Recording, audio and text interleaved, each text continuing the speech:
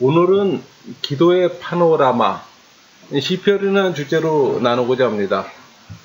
여러분, 시편에 들어가기 앞서 간단히 구약 성경에 대해서 좀 언급하고 시편에 들어가고자 합니다.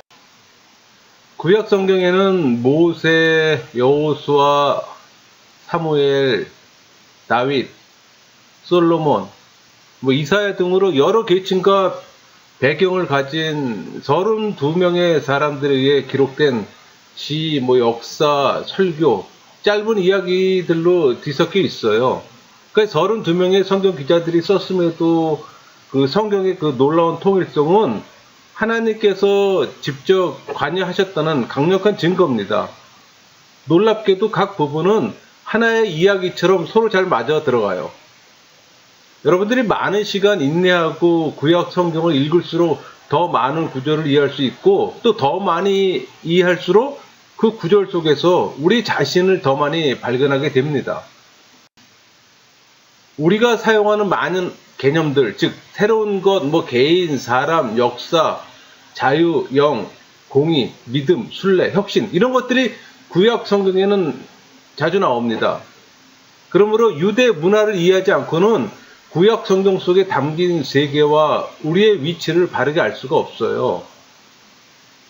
우리의 뿌리는 구약 성경의 사고에 너무나 깊이 박혔기 때문에 우리의 많은 면에서 인권, 정부, 이웃대하기, 하나님에 대한 이해, 이미 구약 성경을 말하고 생각하고 있습니다.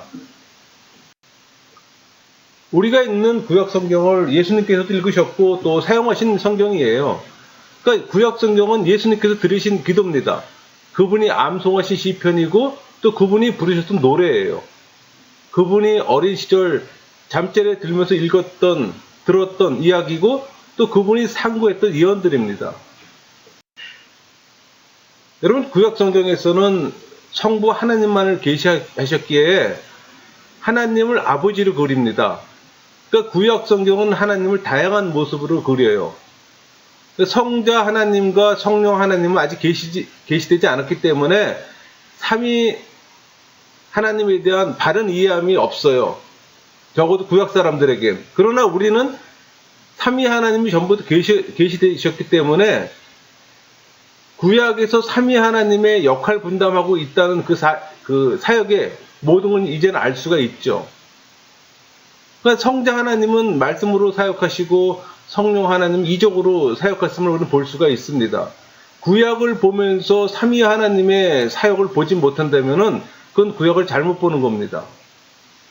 세대주의 영향으로 구약에서 활동하시는 삼위 하나님을 보지 못하면 삼위 하나님의 이해하지 못하는 우를 범하게 되는 겁니다. 세대주의가 준 가장 큰 폐해입니다, 그게. 구약은 성부 하나님, 신약은 성자 하나님, 교회 시대는 성령 하나님, 이런 식으로 구분하는 게 세대주의잖아요. 그렇지 않아요. 창조 때부터 지금까지 예수님이 오시는 그 순간까지 삼위 하나님은 같이 활동하시는 겁니다.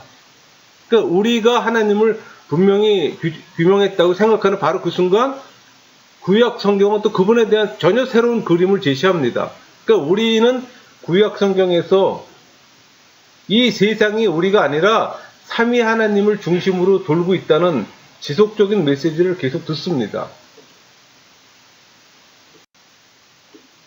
여러분, 신구약 성경의 주인공은 예수님이에요. 그러니까 구약에서 예수님 예표를 찾아서 읽으면 은혜가 되고 성경을 바로 보게 됩니다. 여러분, 개혁신앙의 기본기, 즉 예수 그리스도의 기본적 바탕이 없으면 구약의 이해함이 없고 연구하면서도 그 의미를 찾지 못합니다.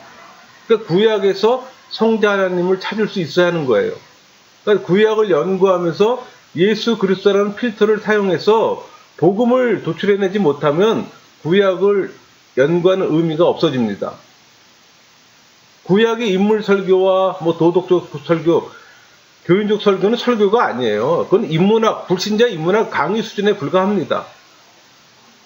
구약을 읽으면서 그리스도를 찾아내고 복음을 도출해낼 때 그 복음이 이 시대에 맞는 바른 적용이 나오는 거예요. 구약의 율법을 이 시대에 문자적으로 적용하면 복음과 상관없는 잘못된 적용으로 잘못된 결과물을 생산하는 결과를 초래합니다. 또 예를 들면 우리 율법에 613개 조항 있잖아요. 그 내용에 뭐 성전, 헌금, 동성애 이런 것들을 구약의 관점으로만 보게 되면 그 잘못을 범한다는 얘기예요.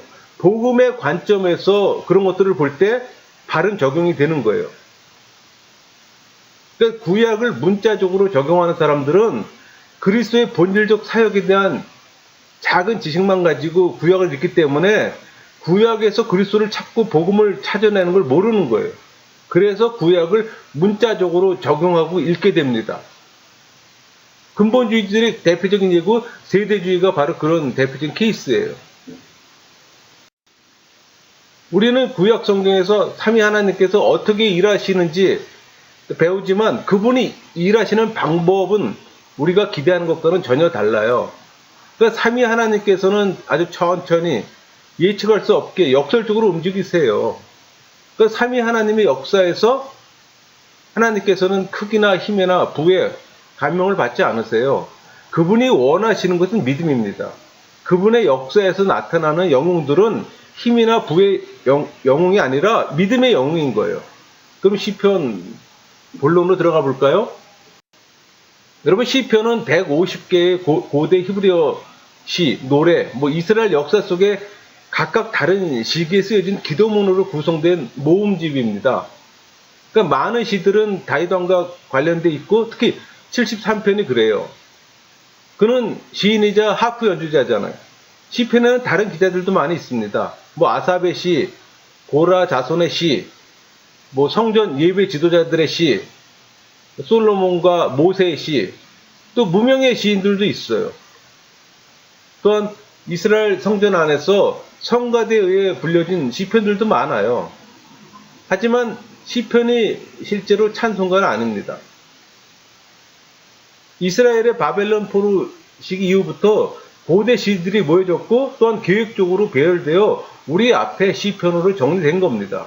또한 시편은 처음부터 끝까지 읽지 않는다면 눈치채지 못할 아주 독특한 구성과 메시지를 담고 있어요. 여러분 시편이 어떻게 구성되는지 보려면은 각 장 도움이 되는 건 끝부터 읽는 거예요. 그러니까 책은 이스라엘의 하나님을 찬양하는 5가지 시로 끝맺음을 합니다. 각각 책의 시작과 끝부분에 할렐루야라는 단어가 등장해요. 이는 히브리어로 회중에게 찬양하는 명령이고 여기 야는 야훼라는 거룩한 이름을 짧게 줄인 말이에요. 이 5가지 부분으로 깔끔하게 정렬된 이 시편은 누군가가 우리에게 결론을 주는 책인 것처럼 보입니다. 그렇다면 이런 질문을 할 수 있어요. 이 책은 누군가 계획적으로 구성한 책인가? 여러분이 만약 시편의 그 표제 부분에 관심을 기울였다면 여러분이 가진 성경의 표제 5가지 부분에 1권, 2권, 3권, 4권, 5권이라는 다양한 지점이 있다는 걸 볼 수 있습니다. 또 이 5가지 큰 섹션으로 나누어져 있다는 걸 알 수가 있습니다. 이렇게 나눌 수 있는 근거는 시편 각 섹션의 그 마지막 부분이 추가된 편집처럼 비슷한 끝맺음의 내용을 담고 있기 때문에 내용을 보면은 여호와 이스라엘의 하나님 영원히 복을 받으소서 아멘 아멘. 그래서 시편은 결론이 있는 책이며 또 내부 구조 안에 5개의 중심 부분으로 이루어져 있습니다. 여기서 우리가 살펴볼 지점은 도입부예요. 서문을 본다는 얘기죠. 어디일까요? 시편 1편, 2편입니다. 이 2편의 시는 1권에 포함되어 있지 않고 1권 앞부분, 바깥 부분에 배치되어 있어요. 왜냐하면은 1권 대부분은 다윗 왕과 연관되어 있기 때문에. 그렇지만 1, 2편은 기자 미상이에요. 그러니까 1권 안에 1, 2권 맨 앞에 있는 이 2편의 시는 작자 미상이라는 얘기예요. 여러분 1편은 토라를 묵상하며 밤이나 낮이나 기도하듯 토라를 읽고 순종하는 사람이 얼마나 복을 받았는지 칭송합니다. 토라란 단어는 가르침을 뜻합니다. 모세오경을 말하는 거예요. 그러니까 시편은 기도에 관한 새로운 토라로 주어졌고, 또 시편은 그들이 첫 번째 토라로 주어진 하나님의 계명들을 순종하려고 노력할 때 그들이 일생 동안 기도를 실천하며 가르칩니다. 그 2편은 사무엘하 7장에서 하나님이 다윗 왕에게 한 언약의 실적인 그 반영으로 어느 날 메시아 왕이 오셔서 하나님 나라를 이 세상에 세우고 악과 반란 자들을 물리친다는 내용이에요. 그러니까 메시아 왕에게 피하는 모든 자들은 복을 받을 것이라는 1편에서 시작되는 말로 이야기하며 마칩니다. 그러니까 이 1, 2편은 우리에게 시편이란 하나님 백성의 기도서로 구성되며 또 그들이 토라의 계명을 신실하게 지키려고 노력할 때 그들의 미래의 메시아 왕국을 기다리도록 말해줍니다. 이제 이 두 가지 주제가 소개되므로 우리는 작은 책들이 어떻게 구성되었는지 두 가지 개념과 마찬가지로 살펴볼 수가 있는 겁니다.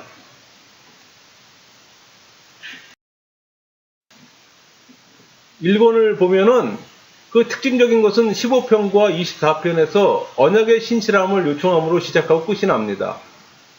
16편, 17편, 18편에서는 우리는 다윗을 신실함의 모델로 묘사하고 있어요. 우리 그건 알 수가 있습니다. 그래서 기자는 하나님께 다윗을 구해달라고 요청하며 하나님은 또 그를 왕으로 높입니다. 20편에서 23편까지는 과거의 다윗은 미래에 임하게 될 메시아 왕의 형상이 되고 또 그는 또한 하나님께 요청하는데 다윗은 구원받을 것이며 또 열방들 가운데 왕국을 얻게 될 것이라는 내용입니다. 시편들의 중심인 이 19편인데 그 토라에 대해 그 하나님을 찬양하는 데 전념을 합니다. 그러니까 두 가지 주제에서 비롯된 1, 2편은 여기서 단단히 묶여지는 걸 볼 수가 있어요. 2권은 그 42편, 43편의 시로 시작됩니다. 이는 시온에 있는 성전이 그들의 미래에 다시 돌아와 연합되는 것으로 또한 메시아 왕국의 소망과 긴밀하게 결합되는 이미지예요. 다음으로 메시아 왕이 올 열방을 미래에 다스릴 것으로 묘사하는 시로 끝납니다. 이번 시는 매우 놀라워요. 왜냐하면 이 시는 메시아 왕국에 대한 예언서들에서 나오는 모든 구절들을 다시 이해하기 때문에 이는 또 왕의 다스림이 아브라함에게 주어진 하나님의 언약의 성취를 표례할 것을 말하면서 결론을 짓기 때문에 3권은 다윗에게 하신 하나님의 약속을 생각하게 하는 시로 결론을 짓습니다. 그러니까 이스라엘 유배에 관한 거예요. 그래서 기자는 하나님이 다윗의 자손을 절대 버리지 않을 것이라고 말씀하시는 걸 상기시킵니다. 그러나 그는 이스라엘의 반역이 몰락과 추방 그리고 다윗 자손이 몰락하는 결과를 낳았다고 보고 있어요. 그래서 시편 기자는 다윗에게 하신 주의 약속을 절대 잊지 말라고 하나님께 간구하며 끝을 맺습니다. 이 4권은 추방의 위기에 대한 반응으로 구성되어 있어요. 그래서 오프닝 시는 우리에게 이스라엘의 뿌리인 모세의 기도로 되돌아가도록 합니다. 그는 황금 송아지 사건 이후 시내산에서 하나님께 자비를 보여달라고 구했잖아요.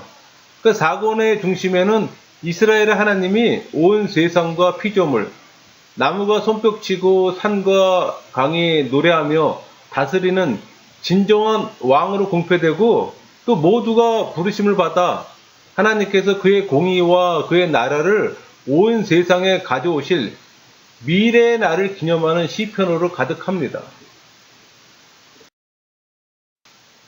5권의 그 특징적인 거는 하나님이 그의 백성들의 울부짖음을 들으시고 어느 날 미래에 왕을 보내셔서 악을 물리치고 하나님의 나라를 가져오시리라는 걸 확증하는 시편 시리즈로 시작됩니다. 또 두 개의 큰 모음집으로 담고 있는데 113편에서 118편은 할렐이라 부르고 또 120편에서 136편까지는 성전에 올라가는 노래를 부릅니다. 그러니까 모음집 각각은 미래의 메시아 왕국에 대한 시로 끝맺음을 합니다. 이 두 개의 모음집은 미래의 출애굽, 그의 백성을 구하시는 하나님의 행하심과 같은 소망을 품게 하는 역할을 합니다. 다음으로 그 사이에 119편이 있어요. 시편에서 가장 긴 시편이죠. 이는 답간체 형식으로 되어 있는데, 이 답간체는 뭔가 하니 각 절의 첫 글자가 히브리 알파벳 순서로 시작한다는 겁니다. 그러니까 토라의 선물과 놀라움을 그의 백성에 대한 하나님의 말씀으로 탐구합니다.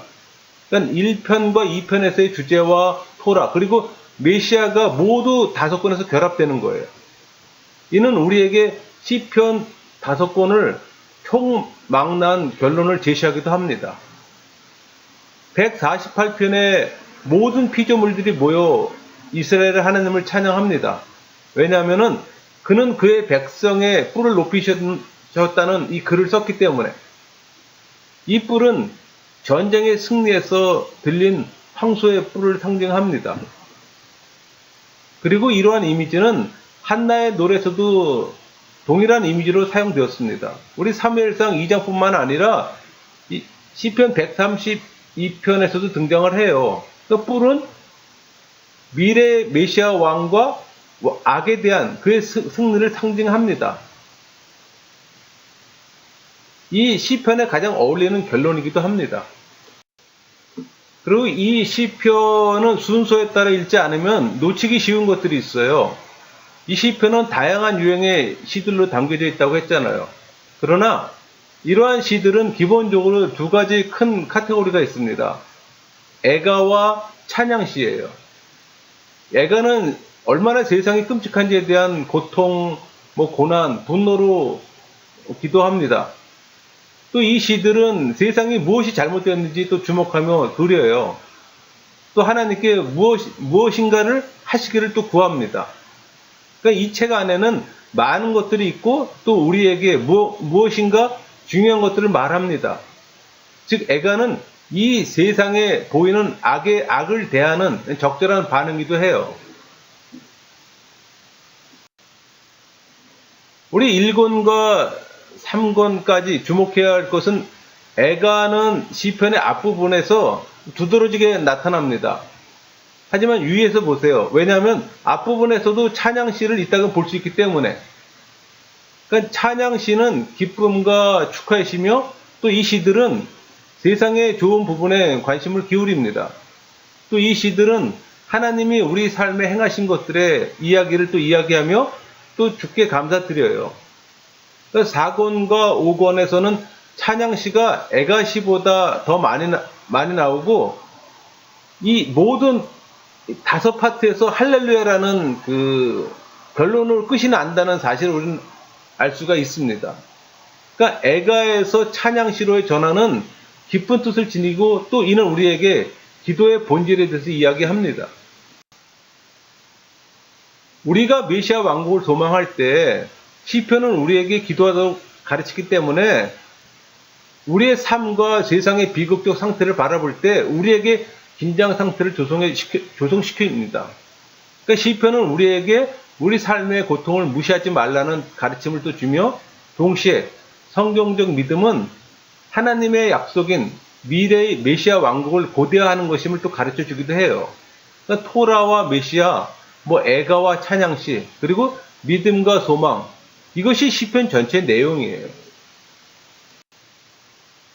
여러분, 시편의 세세한 부분, 그러니까 범주, 해석적 의미, 논리적 일관성, 시적인 형태, 이런 것들에 집착함으로써 시편의 요점을 놓칠 수가 있습니다.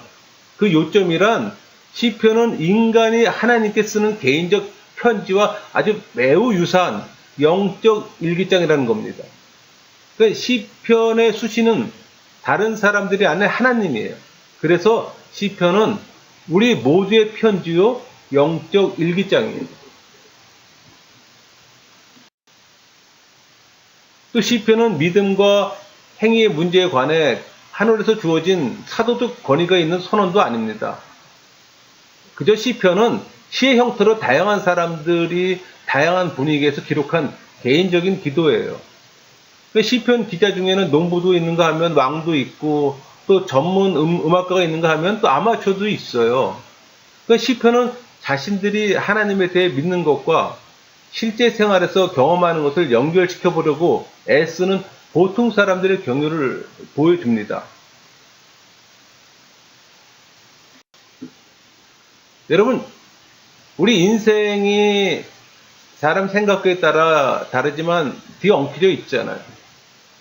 그러니까 우리가 시편을 찾는 것은 시인의 언어나 이미지가 우리에게 즐거움과 감동을 주기 때문입니다.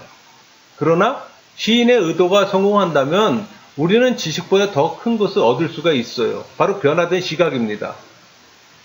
이것은 궁극적으로 우리에게 거는 마술과도 같아요. 그러니까 시편은 우리의 영적 시각과 하나님과의 관계에 대해 이해함을 바꿔 놓습니다.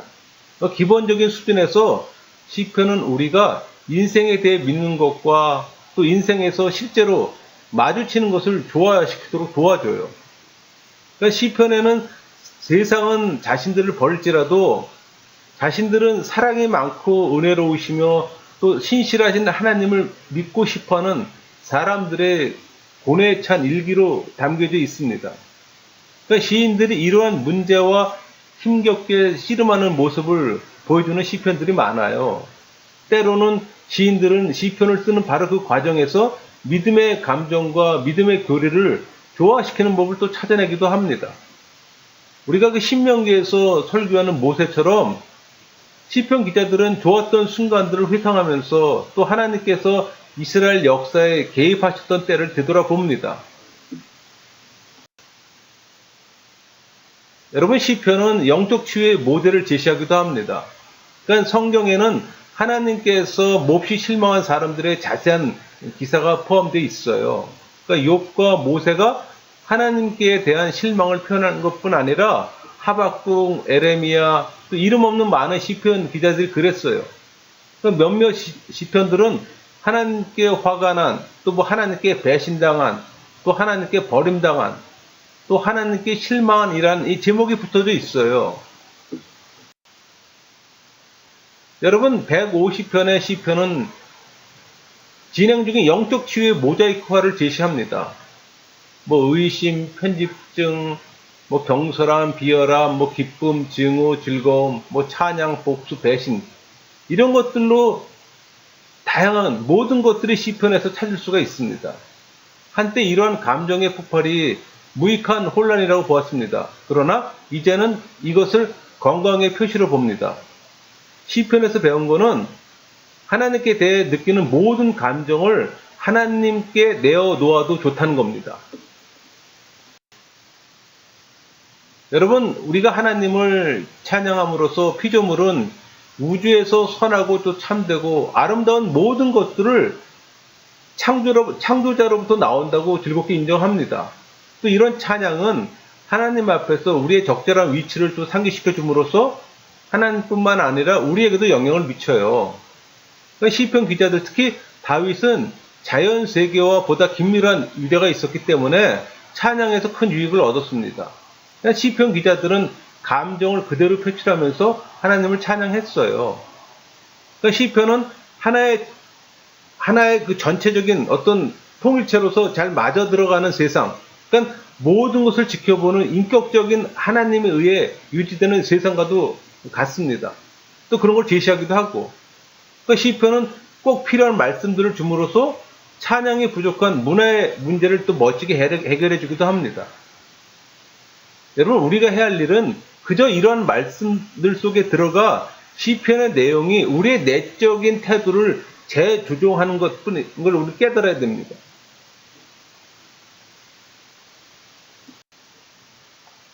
어떤 이는 시편은 하나님의 언어 훈련 과정이라고 말하기도 합니다. 아이들이 부모로부터 말을 배우듯이 그리스도인들은 시편에서 기도의 언어를 배울 수가 있어요.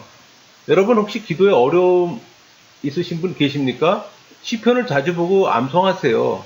기도가 매끄러워지는 걸 느낄 수가 있습니다. 시편은 기도의 파노라마라고 그랬잖아요. 어떤 이는 소수의 시편만이 찬양과 감사에 초점을 맞춘다고 주장하기도 합니다. 그러나 제가 앞에서 다루었지만 시편의 60%가 바로 애가 형태를 띱니다. 5권 중에서 1권, 2권, 3권, 즉 1장에서 89장까지 주요 내용이 애가예요. 그리고 90장부터 150장이 찬양과 감사잖아요. 그러니까 시편의 애가는 푸념하는 것이나 불평하는 것과는 공통점이 거의 없어요. 그러니까 욥처럼 뭐 시편 기자들은 현재 상황이 어떻게 보이든 간에 하나님의 궁극적인 선하심을 굳게 믿었고 또 공의를 부르짖어 또 구했어요. 그러니까 이들은 하나님의 뜻이 하늘에서 이룬 것 같이 땅에서도 이루어지지 않는 것을 슬퍼했습니다. 그 결과로 나온 시편들은 이들의 영원한 믿음과 일상적인 경험을 재결합하도록 도와주었던 겁니다. 여러분, 우리 다윗의 업적을 우리는 알 수 있잖아요. 뭐 맨손으로 들짐승을 잡았고 또 골리앗도 쓰러뜨리고 또 사울의 추격에서도 살아남았고 또 블레셋을 패주시켰잖아요. 그럼에도 불구하고 이러한 사건들을 회상하고 또 거기에 관한 시편들을 쓰면서 여호와 이스라엘의 하나님을 무대 중앙에 세우는 방법을 발견했던 겁니다. 하나님 앞에서의 행함이라는 이 말이 무슨 뜻인지 다윗은 이것을 경험했던 겁니다. 다윗이 하나님의 임재를 고상한 찬양 시편으로 표현했건 거친 열변으로 표현했건 그는 의도적으로 하나님을 자기 삶의 세세한 부분에까지 연관시켰어요. 그러니까 다윗에게는 자신이 하나님께 중요하다는 확신이 있었던 겁니다. 여러분은 어떠십니까? 여러분, 시편은 기본적으로 하나님을 찬양하고 간구하는 시들로 구성되어 있는데 무엇을 찬송하였을까요? 하나님의 능력, 은혜, 본성에 대해서 찬송하지 않았는가? 때문에 이러한 관점에서 시편을 바라본다면 하나님에 대한 많은 지식을 얻을 수가 있습니다. 여러분, 시편을 이해하는 중요한 열쇠 중에 하나는 편집자의 의도를 파악하는 거예요. 물론 궁극적인 편집자는 하나님이십니다. 시편의 기자는 그 시를 쓸 때 상황과 받은 은혜가 반영되었겠지만 이 시들을 5권으로 나누고 배열하는 데는 편집자가 그 시를 읽고 받은 은혜가 많이 반영됐을 거라고 저는 생각합니다. 물론 우리는 편집자가 받은 은혜가 반드시 기자의 의도와 부합된다고 100% 확신할 수는 없지만 거기에 적용된 하나님의 사역을 우리는 믿습니다. 그러므로 개별 시들을 묵상하면서 권별 특징과 각권 내에서 시편들이 어떤 흐름을 가지고 배열해 있는지 각별히 유념한다면 훨씬 더 풍성한 은혜를 체험할 수 있을 겁니다. 오늘 강의는 시편을 추격해서 나눴습니다. 제가 시편을 강의할 때는 많은 시간이 소요됩니다. 여러분도 더 넓게 공부해야지 이것으로 시편을 끝내면 절대 안 됩니다.